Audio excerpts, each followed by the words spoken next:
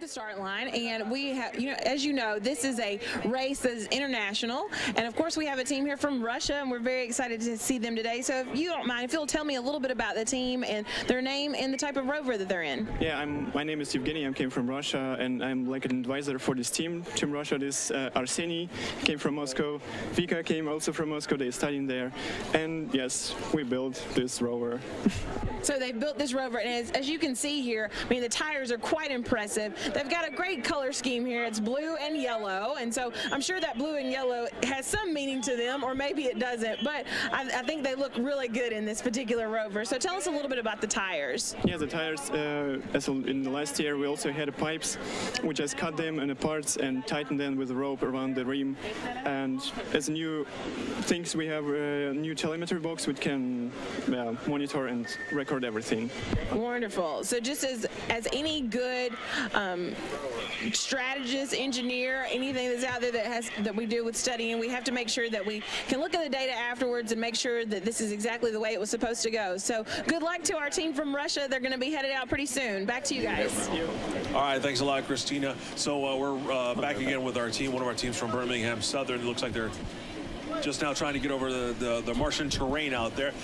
What were some of the skills that you guys learned in preparation for working on this challenge that you didn't think you were going to use before? There's so much thinking involved with engineering that you just don't even think about when you're studying theoretical physics. You start with like just simple forces in one direction, and then once you start doing engineering, there's so many torques that pop up that you don't expect, and there's just so many things in engineering that theoretical physicists don't automatically think about. I definitely say there's a lot of intricacies to the design that we had to think about, and we were thinking more about certain parts rather than others as to which parts would bear the load better. And we found that we've been struggling with some small pieces this morning that we didn't think about. So lots of discussions between the physicists and the future physicists and the future mechanical engineers. Mm-hmm. Absolutely. It's wonderful having you all here. I want to congratulate you. It's wonderful getting a chance to talk to you. I want to wish you the best of luck, and we'll get to see you guys again tomorrow. Thank you. Definitely best of luck once again. That's a team from Birmingham Southern University from just down the road, about an hour and a half in Birmingham. In the meantime, the Russian team, Team 10,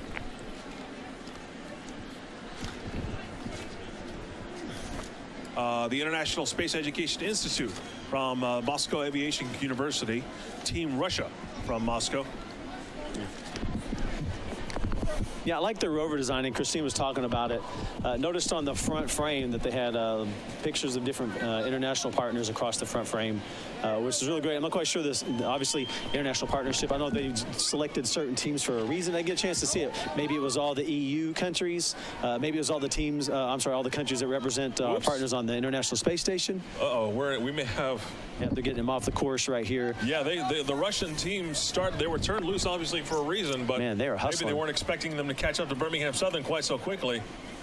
They went so fast, I didn't even see them go over the Martian terrain that is called the Butte. They went over it in a heartbeat. They didn't even hesitate. No, they're doing pretty well so far. Obviously, one of the consistent veteran teams that come here year in and year out, and that's one of those opportunities to highlight experience. Sometimes trumps engineering. You've got something you know you can build upon. I didn't say it was just having Birmingham Southern still out on the course. I don't know if they were expecting Team Moscow to come that quickly, but thankfully they went around them. Hopefully that's not going to be too much of a problem. No, I like their large tires. Yeah, once again, flotation tires is definitely going to help you on a lot of the different obstacles that we have around here, so you don't sink in. Once again, spreading your weight across a larger surface area, and so that helps the teams with some of these obstacles. You saw they didn't have too much difficulty with the fourth Martian terrain obstacle. They were able to go through that fine sand pretty well, and they're so far so good. They're putting up a heck of a time. They're here at the crevasses there. At about 2 minutes and 40 seconds now. Not a bad time at all, considering the hardest part to reach was when they had to drive through the sand earlier. This team has won a few awards previously. Oh, they got into the hay bales there. If they can find a way to extract themselves without crossing over the line, then we should be okay to let them continue. This team, once, as I mentioned, has won international awards in the past, including Best Moon Buggy Design a couple of years ago, as well as the Telemetry and Electronics Award. Hopefully they'll be able to extricate themselves and continue. They had a really good pace going. It looks like they're going to go ahead and step down and then take on a penalty for stepping on that particular obstacle. So we're going to keep an eye on them while we head on down to Christina, who's standing by with our next team.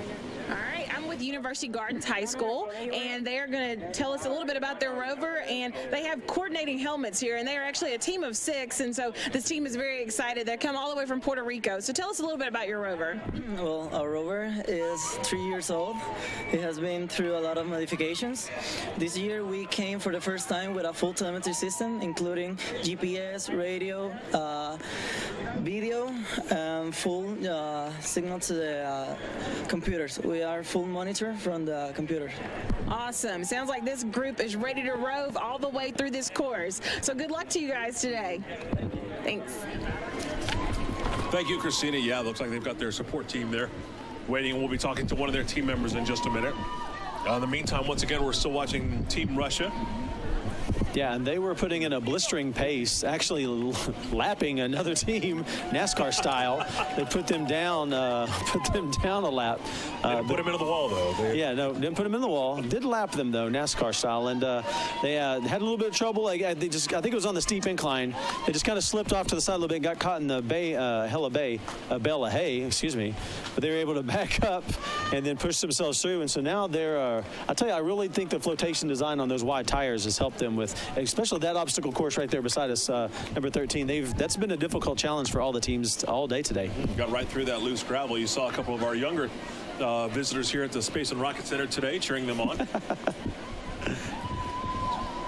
Climbing up that last hill, they know this is where that athletic training comes in handy. Yeah, I'm tired watching them.